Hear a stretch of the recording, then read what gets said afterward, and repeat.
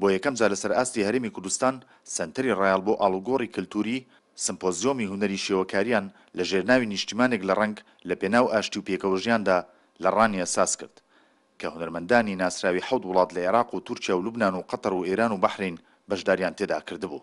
شێوەکارەکانی ئێمەش لە حوزی بیتوێن و پشدەرپێویستیمان بم شێوە پرۆژانە هەیە بۆی شێوەکارەکانی ئێمەش ئاشنایەتیان هەبێت لەگەڵ کاری هاوبەش بە تایبەتی وەرکشۆپی هونەری کە ئەمە پێی دەڵێن سەمپۆزیۆم یان وەرشەتە العەمەل بۆیە لێرەدا ئێمە بە پێویستمان زانی ئەو کارە ئەنجام بدەین کە ببێتە کارێکی نێودەوڵەتی.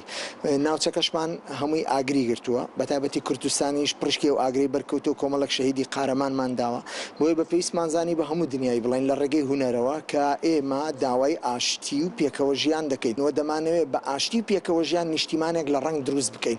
ئەو چالاکی هونەریە 3 ڕۆژی خایاند و چەند چالاکیی جۆراوجۆری هونەری شێوەکاری و فۆتۆگرافی لەخۆ گرتبوو. سمپۆزیۆمێکی هونەری لە ڕانیە کرا و تێیدا بەرهەمەکان لە پێشنگایەکدا نیشاندرا و چەند چالاکێکی فۆتۆگرافی و چەند کۆرسێکی هونەری بەڕێوەچوو.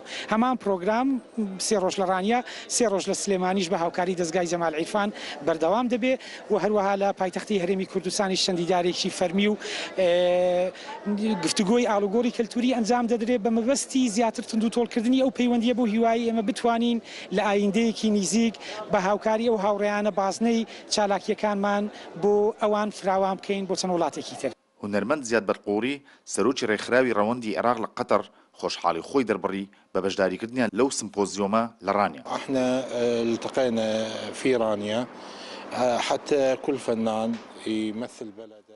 ئێمە یەکدیمان گرتەوە لە ڕانیە تا هەر هونەرمەندێک نوێنەرایەتی وڵاتی خۆی و تەمسیلی ئەزمونەکانی خۆی بکات با ڕاستەیەکی ڕاست و ئەزمموی خۆی پێشکەش بکات.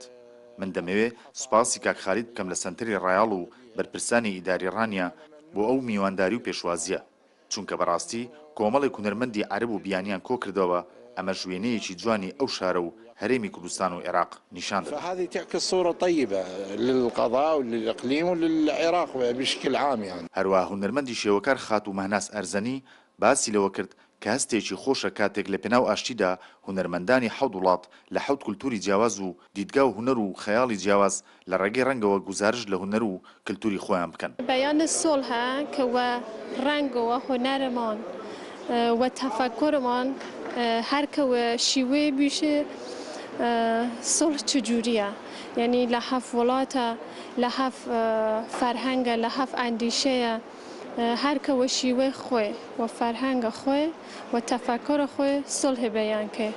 ڕزگار مامە کوردستان تیڤی ڕانیە.